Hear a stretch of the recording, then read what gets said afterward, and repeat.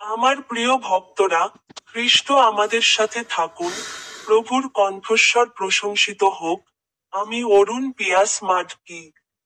আপনাদের সকলকে শুভেচ্ছা। আজ আগস্ট মাসের 25তম দিনে, 2025 সালের অষ্টম মাস। ঝাড়খণ্ড রাজ্যের পালামু জেলার কুন্দপানি গ্রামের একাদশ দিনে, ভোরে রোদে দাঁড়িয়ে, আমি শুকনো ঘন গাছের কাছে গাছের সামনে ভিড়ের সাথে যোগ দিয়েছি।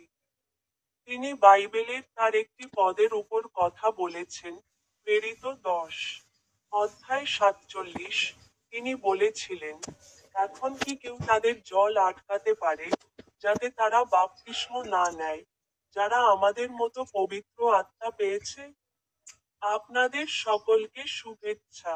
এখন আমার ইউটিউব চ্যানেলের স্টিং বোতামে ক্লিক করতে ভুলবেন না।